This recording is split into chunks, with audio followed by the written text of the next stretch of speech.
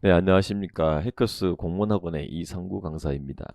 오늘은 제가 2022년 7급 국제법 기출문제 총평, 해설, 그다음 23년 전략에 대해서 말씀드리고자 합니다. 갑자기 목소리를 좀 제가 깔고 있는 것 같은데. 시험을 보시고 난 지 좀 시간이 조금 흘렀습니다. 일주일 정도 흘렀는데, 사실 거의 당일날 결판이 나죠. 시험 보고 난 당일날 점수가 몇 점 나왔는가 결정이 나고, 저한테도 벌써 이제 점수가 좀 합격권에 들만한 분들이 약 20여 명 정도 연락이 와서 벌써 스터디를 짜드렸습니다. 저 스터디를 열심히 PT 윤 선생님과 함께 수업을 들으시면서 또 팀끼리 이렇게 열심히 면접 준비를 하고 있습니다. 세월이 참 빠르게 지나갑니다. 네, 지금 제 이 강의를 들으실 분들은 아마도 시작하시는 분들, 또 올해 시험에 좀 유감스럽게도 또 네, 떨어지실 것 같은 분들, 쏘리. 네, 그런 분들이 들어듣고 계실 텐데, 간단하게 어떻게 출제이 됐는가 말씀드려야 되겠죠. 그리고 이제 해설 좀 드리고 그렇게 하려고 그러는데요. 어려우셨습니까? 그러면 어떠셨어요? 시험 보신 분 어떠셨어요? 어려웠습니까? 어떠셨습니까? 제가 저도 궁금하니까 몇 분 이제 전화를 해가지고 어떻게 됐냐 물어보니까 뭐 좀 천차만별했던 것 같아요. 국제법 무난했다, 어려웠다, 작년보다 어려웠다 이런 분도 계시고 몇 개 황당하다 이런 분도 계시고 그렇습니다. 뭐 제가 보기에는 이따 말씀드리겠지만 난도가 그렇게 높지 않았던 것 같습니다. 또 이런 말 들으면은 또 니는 강사라서 그렇지 이럴 수도 있는데 제가 뭐 매년 문제를 보니까요. 자, 바로 시작하겠습니다. 간단하게. 그러면은 올해 시험에 대해서 총평을 좀 해보겠습니다. 총평. 출제 분야를 좀 보면은 제가 뭐 다 정리는 안 해봤고요. 대략 한번 적어본 겁니다. 관습과 죄악의 관계, 국가 관할권, 우리나라 얘기였죠. 국가 면제, 협약, 국제 기구, 국가 간 고발제도. 국가 간 고발제도 드디어 나왔습니다. 해양 분쟁 해결, 이카오 민간 항공 협약 나왔더라고요. 뭐 책에 있는 내용들이 형사 관할권, 외교보 자위권 조약 종료, 가트 노국가, ICJ 가분성이 제대로 나왔더랬다 말씀드린 제대로 나왔어요. 내국민 대우 ICC 인권 조약에 여기에 적용, 여기에 특권, 면제적 범위, 네, 인적 범위, 경제사회이사회 UN ICJ 판결에 대한 거 조약 뭐 협약 영해, 다음 SBS 위생 및 검역 조치에 관한 협정인데요. 국제환경법 이렇게 25문제가 출제가 됐고요. 국제경제법이 세 문항이 출제가 됐습니다. 내국대우 관세 양어 SPS. 자, 내국대우 같은 늘 나오는 건데요. 관세 양호하고 SBS 협정은 부속서 1A에 들어가 있는 협정인데 SBS 오랜만에 나왔고 예상했던 부분이고요. 관세 양호는 좀 기본이라서 항상 우리 중요하게 보는 파트죠. 관세 양호 나왔어요. 그다음에 조약법, 해양법이 각 3문항은 조금 비중 있게 출제가 됐다는 거고요. 뭐 그 이상도 이하도 아닙니다. 판례가 여러분 15개인데요. 제가 뭐 다 세본 라인인데 제 기억상 역대 최다입니다. 15개 나왔습니다. 제가 늘 말씀드렸던 기억나십니까? 국제법 문제가 어렵게 나오면은 판례가 겁나게 많이 나올 것이다. 이랬었는데요. 판례가 몇 개 좀 낯선 게 나와서 어렵게 느꼈을 법하긴 한데, 자, 저런 판례들입니다. 특정 경비, 얘도 처음 났을 거 아니면 처음, 반코비치 사건은 저도 처음 봤어요. 문제에서. 네. ELSI 얘도 처음 나왔어요. 아베나 처음 나왔어요. 쭉 있고 카메룬 나이지리아 사건 저것도 처음 나왔어요. 메델린 사건 저도 처음 나왔어요. 이란 라인 철수 사건 저도 처음 나왔어요. 물론 공부는 다 하는 것들이고요. 반커비치 케이스 저것은 아마 국내 법원 판례였던가 그래서 최근 판례 같고요. 나머지는 이제 우리가 책에서 다 공부했던 겁니다. 이란 라인 철도 사건, 요거는 중재 케이스인데 얘도 우리가 공부했던 거예요. 이란 라인 철도 사건. 그래서 판례가 많이 나왔네. 이거죠. 판례가 한 번도 안 나왔던 판례가 많이 나왔네. 그래서 올해는 제가 보니까 포커스가 판례, 어렵게 내는 포커스가 판례에 있었지 않았나 생각이 좀 되고요. 그게 해마다 좀 달라. 해마다 뭐 조문을 좀 이렇게 자세하게 틀어서 내서 어렵게 만든 해가 있는 것 같고요. 판례를 좀 이렇게 많이 내는 해가 있고 그런 것 같아요. 그 조약 문장이 조약 문장을 보고 긁어다가 이렇게 복사해서 붙여놓고 고친 느낌이 드는 문제가 한 5문항입니다. 국가 간 고발제도, 국가면제 저런 것들이 있는데요. 조금 문장이 좀 길다 싶은 것들은 복사 붙여서 고쳤구나 이렇게 생각할 수가 있습니다. 그 다음에 첫 줄체 케이스 좀 많죠. 국가 간 고발, 민간 항공기구, 특정 경비 사건 저런 케이스 조금 읽어보시고 그 다음에 이게 나왔더라고요. 가분성에서 필수적 분리, 선택적 분리. 요 이야기는 그 김대순 교수 책에서 중요하게 보셔가지고 저도 책에다 써놓고 또 문제집에서 말씀을 드린 부분이거든요. 필수적 분리, 선택적 분리, 가분성 이야기. 그래서 출제가 됐고요. 이거 제가 문제풀이에서 많이 했을 거예요. 그 문제풀이 자세히 공부하신 분들은 기억나실 겁니다. 문제풀이를 책으로만 보시는 분들도 계시는데 뭐 이렇게 슈퍼패스 이런 데 포함되어 있잖아요. 그러니 별로 안 비싸요. 안 비싸니까 물론 안 비싸서 안 먹는 건 아니시겠지만 시간을 좀 내셔가지고 제 강의를 들으셔야 돼요. 제 수업은 마지막까지 파이널까지 다 들으셔야 됩니다. 뭐 이상한 돈 벌어주라 그런 말이 아니고요. 저도 공부를 하면서 강의를 하지 않습니까? 그러니까 계속 공부를 하면서 이건 잠깐 이게 나올 수 있을 것 같은데 싶은 것들은 좀 다시 정리를 해가 문제를 내고 뭐 그래도 못한 거다 싶으면은 파이널 강의 때도 하고 그러거든요. 그러니까 시간을 내셔가지고 제 강의는 좀 이렇게 섭렵을 이렇게 하실 필요가 있다고 생각을 합니다. 매년 그런 분들 계세요. 선생님 그거 했어요? 나 수업에서 다뤘는데 그러면 그거 안 들었네 이런 사람도 있고 야 그 파이널에서 했잖아 그거 안 봤어? 파이널 자료만 받아놓고 안 봤어요 이런 사람도 있고 그래요. 뭐 그게 뭐 많은 수인지 모르겠지만은 그런 분들 종종 계셔가지고 야, 그거 봤으면 하나 차이로 떠졌어? 야, 그거 했으면 맞췄을 거 아니야. 그런 생각이 들 때가 종종 있어요. 네, 그리고 요거 있죠. 개인의 형사책임 문제. 요것은 좀 문제 어려웠어요. 인권 조약의 역외 적용은 이건 우리가 대비를 했던 부분인데 판례랑 같이 나오니까 좀 당황했을 것 같다 이래서 들었어요. 외교관 협약상 가족의 범위 요것은 협약을 열심히 읽었으면 될 것 같아요. 협약에 이런 내용이 있는가 없는가를 좀 감을 잡았으면 될 것 같은데 메델린 사건 미국 국내법원 판례입니다. 이러한 라일 사건은 이것은 중재 케이스입니다.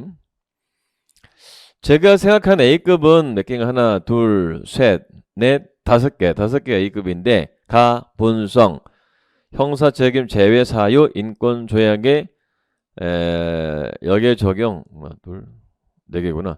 외교 면제, 인적 범위 이겁니다. 이 중에서 제가 꼽고 싶은 A급은요, 사실 이거예요, 이거. 요게 이제 조약을 열심히 읽으시라 제가 말씀드렸던 이유에 들어가는 거거든요. ICC 개인의 형사책임 제외 사유. 저런 것들은 좀 제가 느끼기에 작심하고 낸 것 같았어요. 그래서 ICC 로마 조약을 너무 많이 나왔기 때문에 중간에 세부적인 내용들을 좀 보셔야 된다는 말씀 제가 종종 들었었거든요.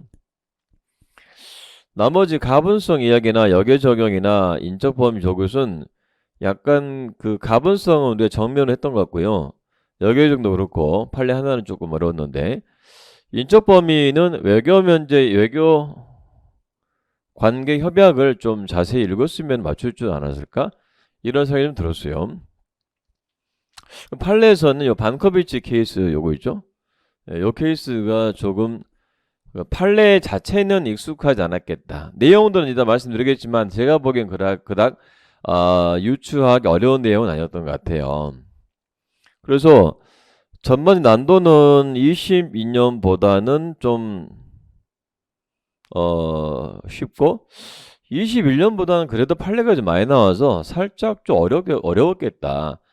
작년은 거의 뭐 기출 변형이었거든요. 올해는 이제 기출 변형 느낌이 많이 나는 문제는 사실 많지 않았던 것 같아요. 뭐 기출 테마는 많이 나왔는데 기출 문장을 그대로 좀 변형해서 냈는가? 이런 느낌이 작년에 많이 났었거든요. 올해는 그렇게 안 났던 것 같아요. 네. 그래서 뭐 어렵게 느끼셨던 분들은 참 모르겠습니다. 뭐 반코비치나 멘델린 케이스 이런 판례를 보고 좀 판례 명칭을 보고 좀 당황했을까?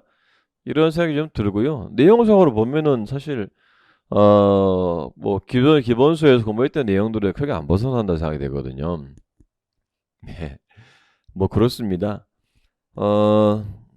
분석이 좀 되는지 모르겠는데 일단 판례가 좀 많이 나왔구나를 좀 기억을 하시면 될 것 같고 안 나왔던 첫 줄째 포인트가 되게 많구나. 그죠? 하나, 둘, 셋, 넷, 다섯, 여섯, 일곱, 여덟, 아홉, 열, 열하나, 열둘, 13개가 처음 출제된 포인트 아닙니까? 엄청 많잖아요. 한 절반 정도가 그렇지 않습니까? 13개니까. 그렇죠. 그래서 하나 말씀드릴게요. 여기 출간직 하신 분도 듣고 계실 텐데 출간직 하신 분들은 다른 과목 그 공부 방법 내용들 하시면은 필피합니다. 제가 듣기로 다른 과목 공부 방법은 기출을 달달달 외우고 잘 풀면은 된다고 들었어요. 거의 80, 90 이상 된다고 들었거든요. 근데 국제법 보세요. 지금 문항은 아니지만은 처음 나온 논점들이 굉장히 많아요. 그러니까 아직 안 나온 게 너무 많습니다. 기출만 열심히 보셔가지고는 합격할 수가 없습니다. 절대 못합니다. 그래서 기본서 착실하게 보시고 뭐 판례집, 죄악집 착실하게 다 봐야 되는 겁니다. 요행을 바랄 수가 없어요. 기출 10번 봤습니다. 60점 맞았습니다. 쌤 책임주세요. 내가 어떻게 책임져요? 분명히 난 말했는데 기출하고 안 된다고. 출간직들이요. 예비 장관들이요. 명심하세요. 국제법은 기출만 갖고 절대 안 됩니다. 기본서, 판례집, 조약 전부 다 봐야 됩니다. 자, 제가 1시간 내에 맞춰야 되는 관계로 간단하게 해설을 좀 해볼게요. 글씨가 너무 크게 해놨구나. 이걸 제가 10포인트로 해야 되는데 12포인트로 해놨네. 자, 간섭 제약과 관계에 대해서 모르는 것은 완전히 쉬운 문제입니다. 38조 1항에 규정된 순서는 죄악과 관습 사이의 상하 위계를 의미하지 않는다. 적용 순서를 보긴 해요. 죄악과 관습은 대등해요. 대등하고요. 기존 관습이 일반국제법의 광행기 범위로 구체화되면은 당연무효 죄악은. 하여튼 그 당연무효하고 종료 두 가지다. 뭐 쉬운 이야기고요. 좀 답 위주로 좀 봐야 되겠네요. 시간상. 조약의 해석 시 당사국 간에 적용될 수 있는 국제법규 고려해야 된다. 참작해야 되는 사항에 들어가거든요. 이러한 법규의 관습법은 포함되지 않을 리가 없죠. 조약 관습 다 들어가는 것이면 조약 관습 국제법 아닙니까? 조약과 관습은 서로 별개의 언어로서 양자적 규칙 사이에 충돌이 있을 시에는 그렇죠. 대등하니까 특별법 우선, 흡법 우선. 물론 원칙은 흡법 우선이에요. 또 신법 우선은 원칙입니다. 자, 2번입니다. 국가 관할권 행사와 근거 관련된 대한민국 내법의 내용으로 오는 것은 여기 약간 그 최근의 경향을 좀 반영하게 돼요. 한국 이야기. 국제법 관련 뭐 한국 판례라든지 이런 거 국제법 관련하면 국내법이 있죠. 이런 것들에서 조금 내는 경향이 있어요. 시간 되시는 분들은 11월 4일 금요일 저녁 7시 국제법에 관련된 한국 국내 판례 특강하겠습니다. 3시간 동안 특강할 테니까 시간 되시는 분들은 노량진에 있는 해커스 공무원학원으로 오시기 바랍니다. 자, 옳은 것은 네, 외국인이 대한민국 밖에 있는 대한민국 선박 내에서 이거 속죄주의 관할권 같습니다. 2번은 대한민국 밖에서 대한민국 국민에 대하여 수동적 속인주의인데요. 그런데 모든 범죄에 대해서 수동적 속인주의에 따라 항상을 행사하는 것은 아닙니다. 예컨대 뭐 그 범죄 행위적 법에 따라서 범죄가 아닌 것은 수동적 속인주의에 따라서 처벌하지 않거든요. 뭐 그런 거. 네, 통화 뭐예요? 보호주의 집단 살해죄니까 국제범죄죠. 그러니까 보편주의거나 알 수가 있습니다. 자, 국가 면제. 얘도 좀 쉬운 문제입니다. 국가는 해당 국가가 체결한 국제협정에 의해서만 타국 법원의 재판 관할권 행사에 동의를 표시할 수가 있다. 관할권 행사에 대한 동의를 뭐라 그래요? 면제의 포기. 네, 뭐 명시적도 되고요, 무시적도 됩니다. 협정만 하는 것이 아니죠. 만 보통 틀리게 나오잖아요. 네, 채용, 고용, 갱신, 복직, 면제를 원용할 수가 있다. 고용계약에서 면제가 인정되는 거 중에 달했잖아요. 예외. 항상 예외가 잘 나옵니다. 국가 원수 특권과 면제를 저해하지 않는다. 예, 국가 원수는요, 인적 면제도 있어요. 여기서 말하는 국가 면제는 물적 면제거든요. 그래서 인적 면제를 특히 저해하지 않는다고 써놓은 거예요. 국가 개념 주권적 권한을 부여받아 행사하는 국가의 대표가 포함이 된다. 국가의 범위에 포함이 되는 것입니다. 약간 그 조약 이야기를 좀 낸 것 같고요. 답은 좀 쉽게 나오는 문제 같습니다. 자, 국제기구입니다. 이것은 뭡니까? 기출인데요. 대부분은.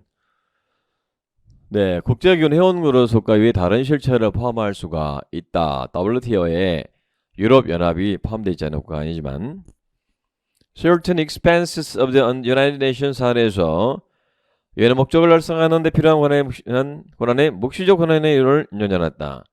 이거 PKF 경비에 대한 거거든요.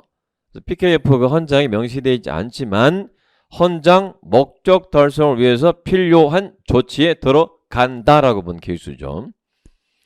네, 묵시적 권한 이론 인정했습니다. 목적 필요성이라고 하죠. 인정한 케이스입니다. 이건 쉬운 문제입니다. 네, 국제기구 책임 규정 초안 2011년에 만들어진 거 나온다고 그랬었죠. 요새 나오고 있어요. 뭐 원상 회복 원칙이죠. 금전, 보상, 만족 똑같습니다. 네, 유엔의 목적 달성에 필요한 특권 면제를 각 회원 영역 안에서 향유한다. 헌장 제104조죠. 유엔의 회원국 국내 법인격에 대해서는 명문조항을 두고 있습니다. 자, B규약 국가 간 고발 제도가 나온다 그랬죠. 왜? B규약에서 이 이행 제도가 너무 많이 나왔거든요. 국가 간 고발 제도 나왔어야 되거든요. 자, 6개월 내에 문제 해결 안 되면 포인트가 이거예요. 일방에 의한 아무나 주선을 요청할 수 있어요. 회벌 권리가 있습니다. 관계 당사국들의 만족스럽게 타결되지 못한 경우 특별위원회를 임명하고 얘가 특별조정위원회인데요. 네. 인권이사회에서 1년간 다룹니다. 안 되면 특별조정위원회로 가는데 얘가 구속력이 없어요. 조정이기 때문에 구속력이 있는 결정 못 내립니다. 그 다음에 인권이사회는 당사국이 규약을 비준하면 자동 인정된다. 국가 간 고발 제도는요, 이 제도를 별도로 수락한 당사자 간에 적용되는 거 아시죠? 그거 틀리게 나왔네요. 또 인권사회는 통보된 문제, 요거 국내 구제 완료해야 됩니다. 국내 구제 완료했을 때 비로소 인권위원회가 주선에 들어갈 수가 있고요. undue delay, 부당한 지연이 있으면은 또 예외가 되긴 합니다. 자, 6번입니다. 해양법 협약상 분쟁 해결 제도에도 뭐 쉬운 문제입니다. 네, 언제라도 평화적인 수단에 의해서 해결하기로 합의할 수가 있다. 사적 자치 원칙에 대한 것이고, 얘는 늘 나오는 거 아시죠? 중재 재판에 회부됩니다. 채택권 절차가 달라. 중재라는 거 아시죠? 그 다음에 경계획적이니까 강제 절차 적용 배제, 이것을 선택적 배제라고 하는 것입니다. 그 다음, 네, 요것은 강제 절차의 자동 배제, 4번은요, 자동 배제, 3번은 선택적 배제. 그 차이가 중요한 거 늘 말씀드렸죠? 선택적 배제하고 자동 배제 구분하시라 그랬어요. 여기도 쉬운 문제. 이카오 협약인데요. 부정기 민간 항공 같은 경우는 사전 허가를 요구하지 않고요. 부정기 항공은 무착륙, 그러니까 무해토항권을 조약에 의해서 받고 있습니다. 그래서 사전 허가를 요하는 게 아니에요. 그다음에 네, 국가항공이죠. 국가항공이 당연히 국가항공기 같은 경우는 조약의 명문 조항이 있어요. 당연히 얘는 사전 허가를 받아야 되고요. 그 다음 전환으로 영공을 침범하게 되면 구호 조치를 취할 의무가 25조에 명시되어 있습니다. 그 다음에 1차 이게 문제 해결이 1차적으로 조정위원회로 가는 게 아니에요. 일단은 당사국 간 교섭을 먼저 하고 당사국 총회로 가고 이렇게 절차가 있습니다. 1차적으로 조정위원회가 아닌 것입니다. 이렇게 조약에서 저는 이것을 주변적인 이야기라고 얘기하는데 뭐 탈퇴, 뭐 유보, 가입, 개정, 뭐 분쟁 해결 이런 것들은 조약에서 좀 간단하게 체크를 하라고 말씀드리죠. 조약 공부하실 때 주변적인 이야기들을 내는 경우가 많아요. 그러니까 규범 자체도 내지만은 좀 이렇게 이런 그 잡칙이라죠. 잡칙 이런 것도 잘 나오거든요. 자, 형제법상 형사 관할권 범죄 용의자에 대해서 기소 또는 인도 의무를 정하고 있는 조약들은 일종의 준보편 관할권을 성립시키려고 하려고 한다. 원래 보편 그러면은 모든 나라가 처벌하셔야 되는데 조약은 당사자들한테만 적용되는 거잖아요. 그래서 이제 준보편 관할권이라는 말을 써요. 정희석 교수께서는 이제 뭐 조약에 기초한 관할권 이게 무슨 보편 관할권이냐 이렇게 좀 비판도 하십니다. 그 다음에 아이만 사례가 드디어 나왔는데요. 이게 그 보호주의하고 보편주의, 그죠? 보호주의와 보편주의 늘 하던 거 아시겠죠? 이게 이제 방커빌치 케이스인데요. 벨지움. 속지주의 관할권과 속인주의 관할권이 충돌하는 경우에 속인주의가 국가 1차적 관할권이라고 판단하였다. 이 판례는 조금 낯선 판례긴 해요. 그러나 이 규범 자체가 낯설진 않은 것 같아요. 왜냐면은 관례상 속지주의와 속인주의 충돌하잖아요. 그러면 누가 우선입니까? 속지주의죠. 관례상 속지주의가 우선이다. 물론 뭐 이례적이어서 낼 수도 있는데 출제자들도 내시면서 이거 알 수 있을까라고 생각하셨을 겁니다. 아마도 낯선 그 다른 나라 공익법원 케이스이기 때문에. 그래서 그냥 기존 기본 법리에 준해서 찾을 수 있을 거다라고 기대를 했을 것 가능성이 있습니다. 그래서 그 기대대로 보시면 돼요. 여러분 알고 계시지 않습니까? 속주의 속인 관할권 경합 시에 해결할 국제법 규칙은 없지만 동일 범죄에 대해서 청구된 경우에는 속죄주의가 우선인 것이 관행이다 라는 걸 알 수가 있잖아요. 그래서 제가 시험 보시기 전에 문자로 말씀을 드렸던 것처럼 시험장 가면은 모르는 문제나 판례가 나올 것이니 당황하지 말고 알고 있는 지식을 총동원해서 답을 찾으시라 이런 말씀을 드렸던 거예요. 시험은 시험이기 때문에 떨어뜨려야 되잖아요. 그래서 항상 그 새로운 논점, 새로운 판례가 나올 수밖에 없는 것 같거든요. 아무리 이렇게 열심히 노력을 해도. 그렇기 때문에 기존 지식을 잘 동원해서 답을 잘 유추하는 것도 상당히 좀 중요하지 않나 생각이 좀 됩니다. 예, 일사부재리 원칙이 있는데 이중 처벌을 금지하나 다른 관할권 하에서의 중복 처벌을 금지하는 취지는 아니다. 그렇죠. 한 국가에서 동일범죄인에 대해서 동일범죄 또 처벌을 말하는 얘기고요. 다른 나라에서 처벌할 수가 있죠, 당연히. 자, 외교부 요 문제도 그렇게 어렵지 않았습니다. 근데 요건 이제 글쎄요. 처음 보시는 분들은 조금 어려웠을 것 같기도 한데 ELS의 케이스 이런 거 뭐 판례집에 다 잘 들어가 있는 판례입니다. 외교부 초안은 복수국적자의 국적국 사무관에는 외교부 행사를 배제한다고 규정하였다. 원칙적으로 그렇게 볼 수도 있는데 예외적으로 가능하지 않습니까? 시험에서는 예외를 함께 고려해야 되는 경우도 있긴 하더라고요. ELSI 사례는 얘는 국적교수 원칙이 아니에요. 이 판례는 국내구제 완료 원칙이 관습법의 중요한 원칙이라고 본 판례입니다. 국내구제 완료 원칙. 그리고 포기될 수 있지만 포기 의사가 명확해야 된다. 자, 드디어 나의 사랑 아베나 케이스가 나왔는데 말이 좀 어렵게 나왔더라고요. 제가 혼합 청구 늘 말씀드리는 부분이긴 한데 캐치를 했는지 모르겠어요. 국가의 권리와 개인의 권리가 상호 의존적의 특별한 사정에서는 국내구제 완료 의무는 적용되지 않는다고 판시했다.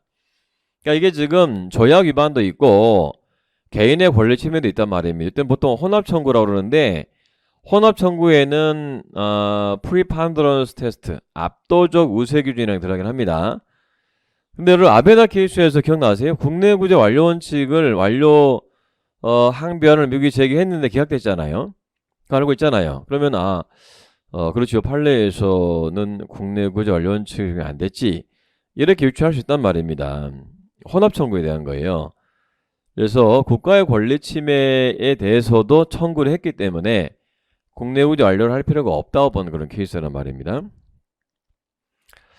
네, 목적자는 그 상시 거주국에서 상주국에서 할 수가 있죠.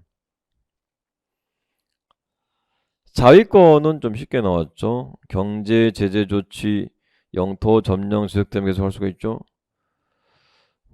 집단 자위권 피침국의 명시적 요청이나 사전 합의가 있어야 된다는 게 헌장에 명시된 건 아니지만 ICJ의 입장이잖아요.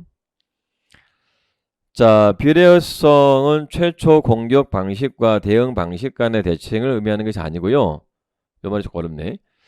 요것은 침략을 격퇴하기에 충분한 이겁니다. 침략을 그러니까 내가 100발 쐈어 100발 석이 아니고 100발 쏜 그 공격에 대해서 내가 이걸 격퇴하기에 충분한 정도 예컨대 180발이면 180발을 쏠 수 있는데 그걸 넘었나 아시겠죠? 침략을 격퇴하기에 충분한 수를 넘은 걸 보는 거예요. 비례원칙이라는 것은.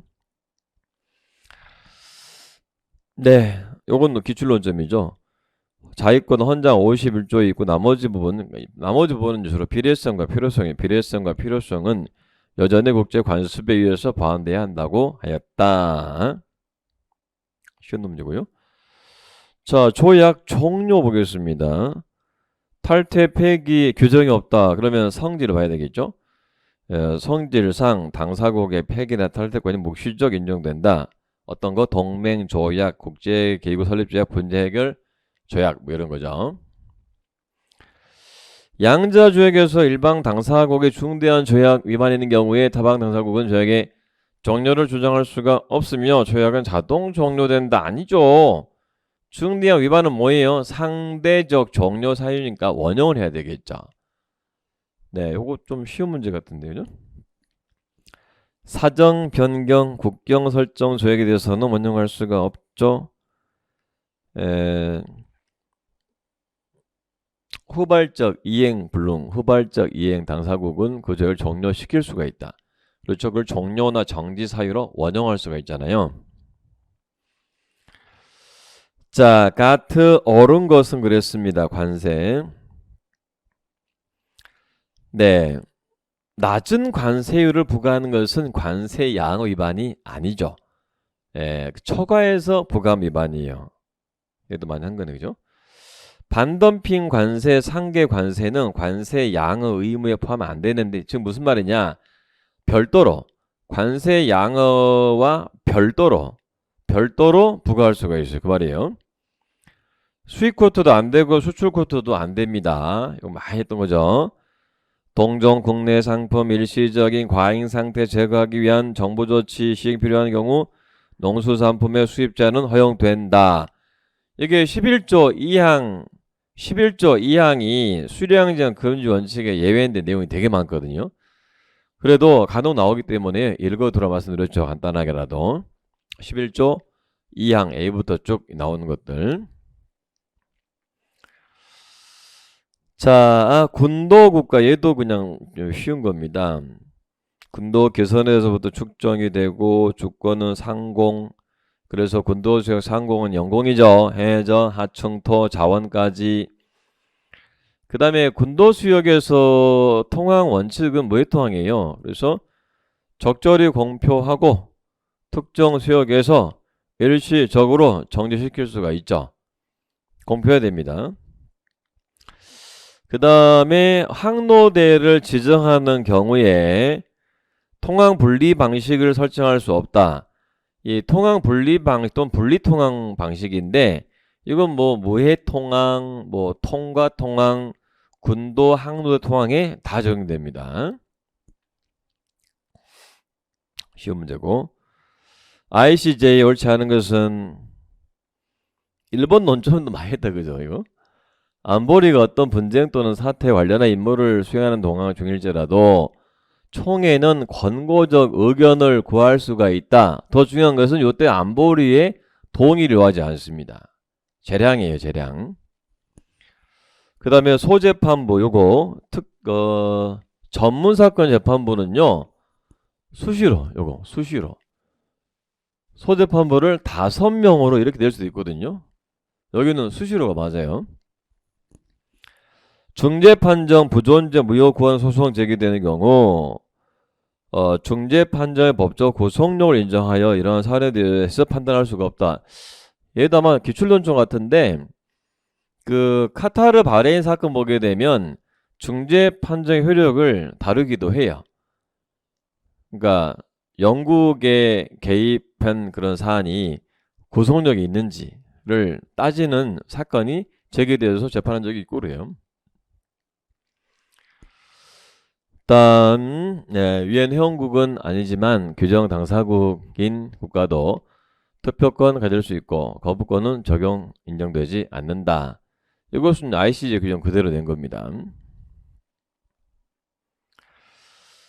자, 가분송. 야, 이게 선택적 분리, 필수 분리까지 낼 줄 몰랐어요. 제가 강의를 하면서도 이거 상당히 어려운 문제일 텐데 라고 하면서 가르쳤지 않습니까? 질문도 많이 받았어요. 제가 여러분 이해가 어려우셔가지고 필수적 분리, 선택적 분리 볼게요. 이제 가분성 종료 시에도 적용되는 것을 예외적으로 되는 것으로 봅니다. 다음 국가대표 강제니까 절대 무효잖아요. 이때는 선택할 수 없어요. 반드시 조약 전체가 다 무효가 됩니다. 가분성 부정한 이건 아실 거고. 일반 국제법의 강행규범과 충돌하는 조약의 경우 어떤 경우에도 조약 규정 분리는 허용된다. 역시 절대 무효니까 가분성 부정 이건 잘 아시겠구나. 답은 이제 맞추겠죠. 기만에 의해서 체결된 조약의 무효를 원용할 권리가 있는 국가는 오직 특정 조항에 대해서 무효를 주장할 수가 있다. 이거 아니에요. 이 기만은 선택적 분리입니다. 그러니까 분리할 수 있어도 분리하지 않고 조약 전체를 무효시킬 수가 있어요. 그래서 뭐 기만하고 기만하고 부패는 이 선택적 분리입니다. 착오 이런 것은 필수 분리예요. 분리할 수 있으면 반드시 분리해야 되거든요. 그래서 4번이 바로 이 필수적 분리, 선택적 분리를 구분하고 있는가. 네, 3번을 뭐 보면 답을 맞출 수 있긴 합니다만 4번도 주요 논점이었다. 자, 내국무대 원칙 요것은 이제 아주 쉬운 문제입니다. 1번이 그 내국무대 예인데 1번 정부 조달, 생산자 보조금, 그 다음에 4번이 스크린 쿼터, 3번은 관련이 없습니다. 자, 개인의 형사책임 ICC 개인이 형사책임을 지는 경우가 아닌 것은 그렇습니다. 이 문제가 저는 좀 어려웠다 생각하는데요. 이건 조약의 그 ICC 로마 규정의 중간 정도를 읽어봐야 나오더라고요. 그래서 공동 목적을 가지고 활동한 집단이 범죄 범할의 의도를 인식하고 범죄 실행에 착수, 고의적 기여. 그 다음에 실행 착수의 목적을 완전히 자발적으로 포기하여 범죄 미수에 그친 경우, 네, 요것은 형사책임을 지지 않습니다. 명시되어 있어요. 다음에 공동으로 통하여 범죄를 범한 거, 다음에 방조, 교사, 저력 이것도 다 처벌을 합니다. 그래서 문제가 조금 디테일하게 나왔다. 예. 침략 범죄가 나올 줄 알았는데 안 나오고 실체 규정 좀 자세히 나왔습니다. 자, 18번도 조금 어려운 문제입니다. 인권 조약의 역외 적용. 일단 모든 ICJ 판례에서 된다 그래서 이렇게 보시면 되는데요. 1번 뭐 장벽 건설 사건이죠. 점령지의 자국이 당사국의 조약을 적용할 의무가 있다 그랬죠. 여기 적용된다 그랬어요. 위기업위원회는 말할 것도 없죠. 영토 밖에 있는 경우에도 규약상 권리를 보장받아야 된다. 그 다음에 네, 그런 권한에 있는 개인의 국적 여부는 문제되지 않는다. 기억나시죠? 인권은 사람의 권리이기 때문에 국민에게도 보호를 해야 되고요. 외국인에게도 보호를 해야 되고, 그래서 영토 밖에서 인권 침해를 당한 그 외국인은 가해국을 상대로 개인 청원을 제기할 수가 있습니다. 답은 4번인데요. 제노사이드 협약 적용 사건인데요. 제노사이드로 기소된 자의 재판은 해당 범죄 본질상 모든 과의 재판이 가능하다고 언급하였다. 이게 요 사건은 좀 특이하게 조약 당사국에 대해서 관할권을 준 그런 케이스입니다. 그러니까 보편주의잖아 이렇게 생각할 수가 있는데 이것은 조약에 기반한 보편주의 이렇게 보셔야 됩니다. 그래서 모든 국가 아니에요. 모든 당사국에서 이렇게 봐야 맞습니다. 자, 19번의 외교특권 면제. 요것은 조약을 잘 읽으셨으면 맞출 법한 문제 같은데 외교관 가족은 접수 국민이 아니나 외교관과 동일한 특권 면제를 받죠? 외교관의 가족의 범위는 외교관과는 비엔나 협약상 가족의 정의 규정이 우선적으로 적용된다. 조약을 열심히 보신 분들은 이거 조약이 있나? 이런 느낌이 드실 수가 있을 거예요. 아마 드셨으면 좋겠죠. 그래서 요것은 가족의 구체적인 정의 규정이 명시되지는 않습니다. 그래서 이제 국내법으로 구체화시켜서 범위를 정하게 되는 것이고요. 일부 다처제 국가 출신 외교관의 일명 초과의 부인에 대하여 가족의 지위가 부인되어도 국제법 위반이라고 할 수 없다. 왜냐하면 조약이 명시 안 됐기 때문에 가족의 범위를 국내법에서 구체화시킬 수 있는 거죠.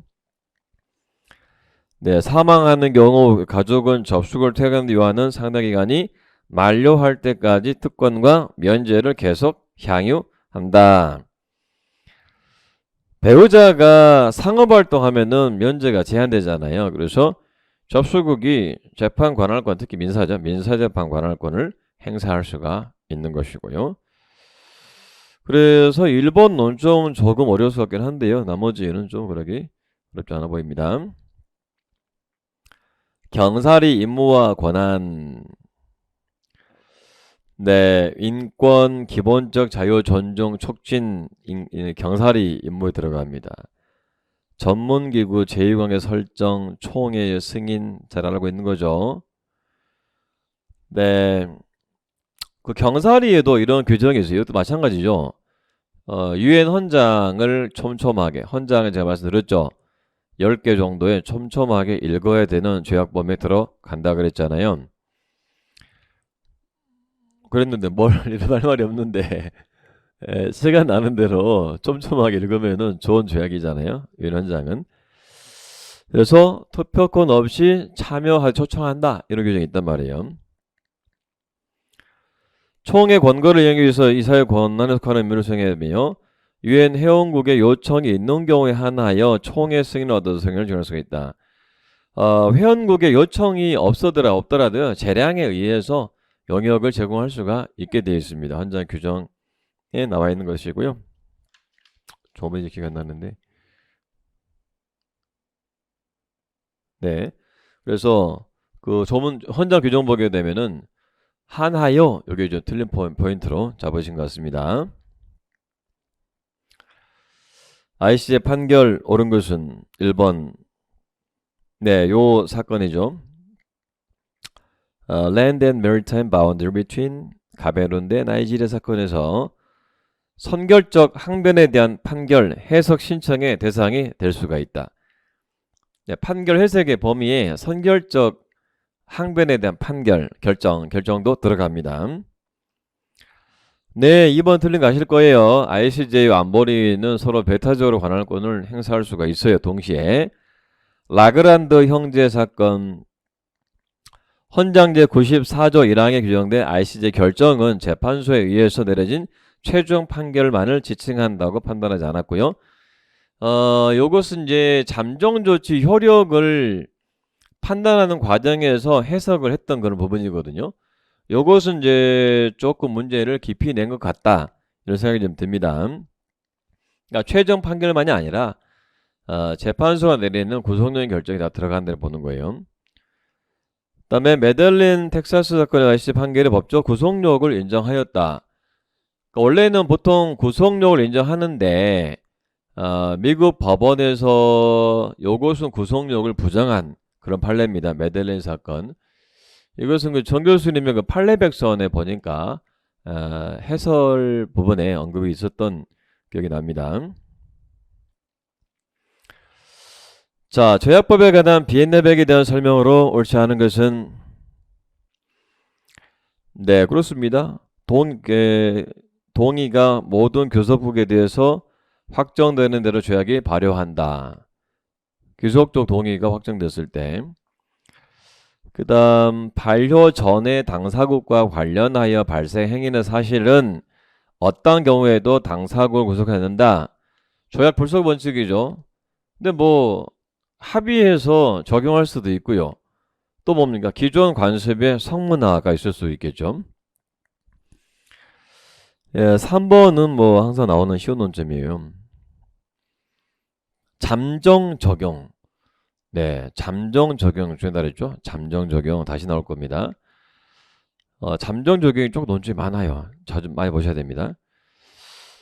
네, 잠정 적용 뭐 조약 규정이나 합의에 의해서 할 수가 있습니다.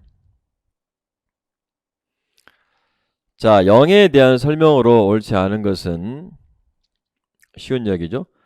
무해토항 법령 제정 어로활동은 유해한 행위죠. 유독물질 운반 선박도 이런 조건 하에서 그죠? 조건 하에서 무해토항권을 갖습니다. 4번은 그 연안국의 보호권 얘기하는 거예요. 지정된 수역에서 일시적 정지인데 즉시 효력이 아니죠. 사전 공시를 해야 보호권을 행사할 수가 있습니다.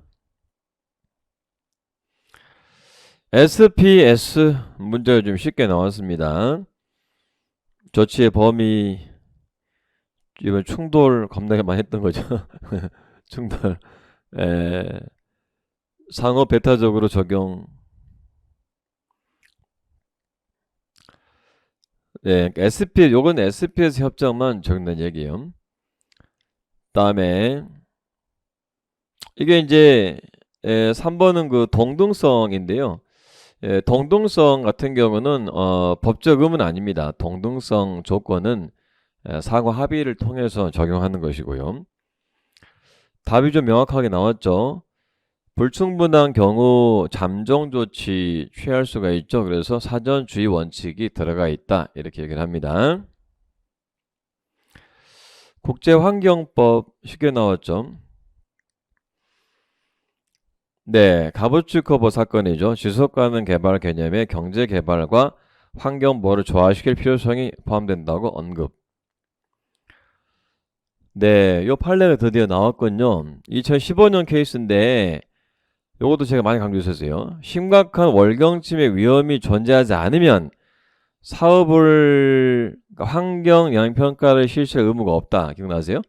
그러니까 니카라과 같은 경우는 코스타리카 측에 피해를 주는 것이 아니었기 때문에 환경 영향평가 의무가 없다 봤어요. 코스타리카 있다 본 것이죠. 그 다음 예방 의무는 일반 국제법의 한 원칙이 사전 예방 원칙이죠. 영역 사용의 관리 책임 원칙이라고도 합니다. 일반 국제법 이야기는 관습이죠. 관습법의 한 원칙이 되었다. 트레일 스멜터도 마찬가지죠. 영역 사용의 관리 책임 원칙이죠. 영역 사용의 관리 책임 원칙을 확인한 판례입니다. 어느 국가도 타국에게 피해를 주는 방식으로 자국의 영토를 사용할 수 없다고 하였다. 그렇습니다. 그 해설을 좀 자세히 써가지고 제가 조만간 제 카페나 우리 해커스 학원 홈페이지에다가 게시를 해드릴 테니까 참조하시고, 오늘은 이제 전반적인 좀 분석의 포커스가 있으니까 그렇게 이해하시고요. 자, 궁금하십니까? 500원 내놓으시고 23년 국제법 7급 대비 방향. 기존의 그 방향에서 특별한 게 제가 느끼기에는 뭐 바꿀 게 없는데, 이제 처음 시작하는 분도 계실 테니까 어떻게 해라 좀 말씀드려볼게요. 1번이 그거겠죠. 판례를 가능한 한 폭넓게 공부를 해야 된다.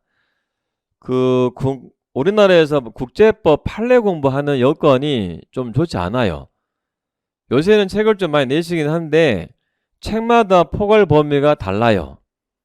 그래서 그걸 제가 한 대 다 모으고 또 제 나름대로 논문도 보고 ICJ 판례도 한번 ICJ 가서 한번 확인도 해보고 그렇게 하는데, 가능한 한 많은 판례들 내년 대비해서는 몇 개 이제 나왔던 것처럼 국내 판례, 다른 나라 또 우리나라 국내 판례 이런 것도 조금 신경을 써야 되겠다 생각이 드는데요. 좀 가급적 국제 국내 법은 할 것 없이 판례를 좀 넓게 공부해야 되겠다 이런 생각이 좀 들고요. 교수님들의 그 단행본도를 좀 더 참조를 해서 판례를 잘 정리를 해드려야 되겠다 생각이 좀 들었고요. 그 다음에 조약은 특별한 그 변화가 있을 것 같지 않고, 늘 말씀드린 것처럼 조약은 가능한 한 좀 이 3번에 범위를 넓히되 주요 조항 위주로 하면서 한 10개 정도의 주요 조약들은 좀 계속 시간 나는 대로 계속해서 좀 반복해서 보시는 게 좋지 않을까 생각이 좀 되고요. 그 다음에 그 단행본 아까 말씀드린 정인섭 교수님이나 김대승 교수님 책 이런 거 제가 주로 패권반에서 다 다룹니다. 김대순 교수님 책은 좀 양이 너무 많고 부담스러워 하셔가지고 이제 안 할까도 생각해봤는데, 올해 제 판례를 좀 보면서 교수님들 책에 좀 나와 있는 판례를 좀 폭넓게 섭렵하는 차원에서 토요 패권반에서 좀 해야 될 것 같다 이런 생각이 좀 들었고요. 문제집 반복풀이를 통해서 오답 포인트를 파악을 하라 이렇게 되어 있네요. 오답 포인트를 알아야 이게 어디에서 지금 문제를 꼬고 있는지를 알 수가 있거든요. 그래서 반복해서 보셔야 됩니다. 반복해서. 그래야 익숙하게 이제 오답을 파악할 수가 있는 것 같습니다. 그 11월 5일, 그러니까 4일은 국내법, 국제법 관련 국내 판례 그거 특강해요. 홍보하는 거 아니고 와서 들으세요. 그리고 11월 5일에는 패권반, 토요일인데 패권 3시에 패권반 설명해 주세요. 그때는 조금 더 자세하게 공부 전략에 대해서 말씀을 드리고 또 패권반 운영에 대해서 말씀드릴 테니까 참여하셔가지고 좋은 시간 가지시기 바랍니다. 그러면 국제법 해설 이것을 마치겠습니다. 고맙습니다.